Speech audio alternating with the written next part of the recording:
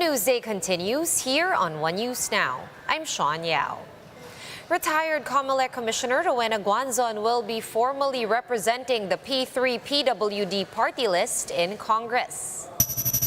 This is after the COMELEC approved her substitution as the party list group's first nominee.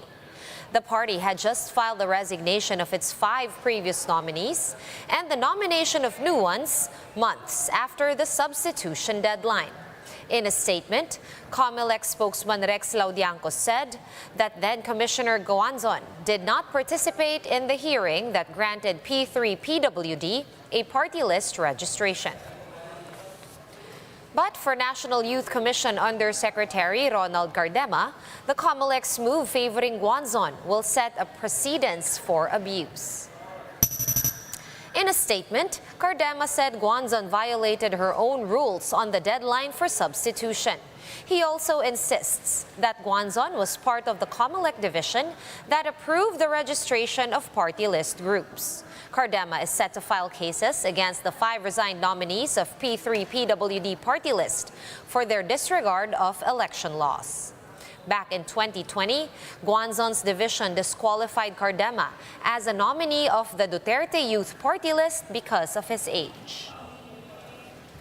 And one teachers group is calling on the Education Department to rethink their plan to conduct remedial classes beyond the school year. Marian Enriquez with the report. A teachers group is questioning DepEd's plan on conducting remedial or enrichment classes during the school break. Under DepEd's Department Order Number 25, said makeup classes shall be done after the school year, which will begin on July 24 up until August 12. Teachers Dignity Coalition National Chairman BENJO BASAS says that with the extended classes, public school teachers are being deprived of their rights. Doon sa ginawa ng Department of Education, para niyang winalang bahala itong karapatan na ito ng ating public school teachers, kasi yung mga teacher natin ay mag-work pa rin beyond the school year, which is hindi dapat, kasi ang trabaho dapat ng teacher ay within the school year, within the 10-month duration of the school year. So ito, yun yung una. Pangalawa, hindi na naman kami kinonsulta dito ng Department of Education at nagulat na lamang kami na lumalabas na lamang yung mga policy. BASAS also says compensation packages for teachers who will serve beyond the school year are still not certain. Walang nakalatag na compensation, walang binabanggit na nababayaran yung ating mga guro, and that is well, again, according to our Magna Carta for Public School Teachers, kapag ka pinagtrabaho ka ng beyond your teaching duties, dapat bayaran ka ng katumbas na compensation.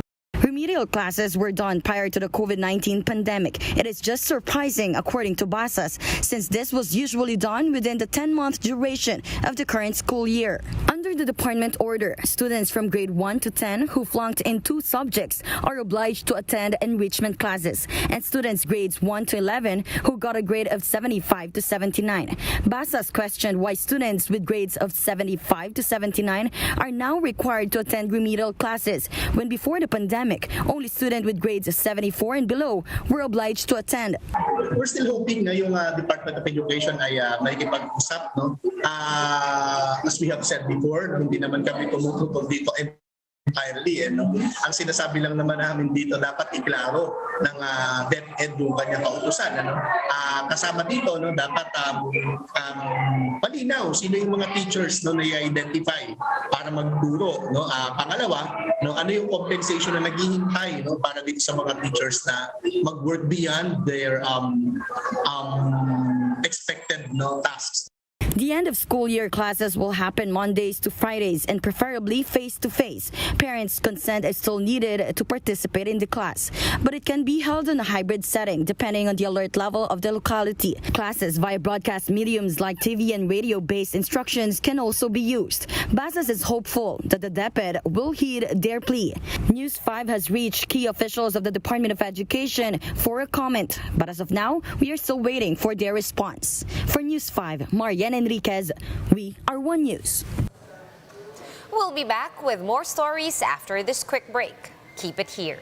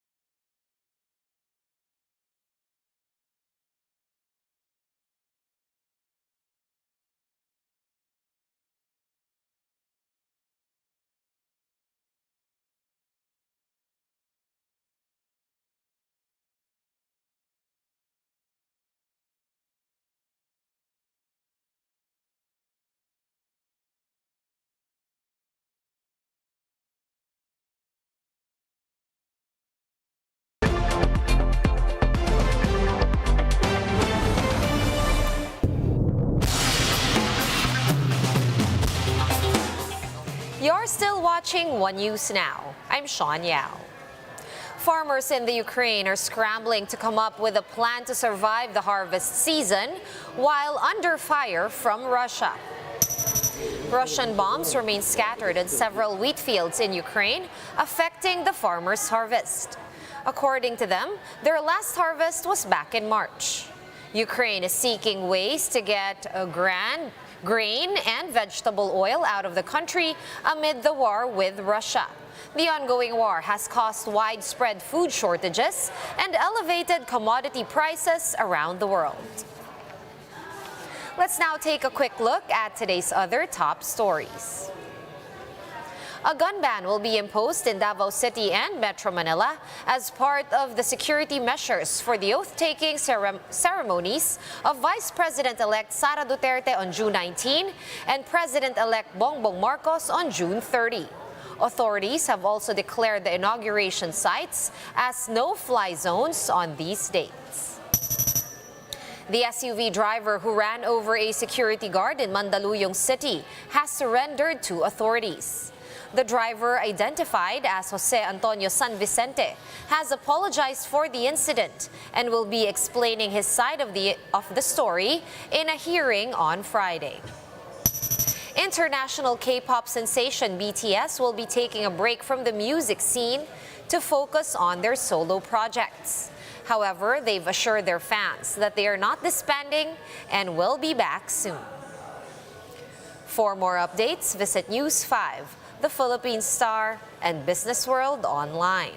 Visit our website, onenews.ph, for more in-depth analysis. You can also catch One News on Signal Play. Register for a free account at www.signalplay.com and stream One News Live anytime, anywhere. Masks on, wash hands, and stay safe, Philippines. I am Sean Yao. We are One News.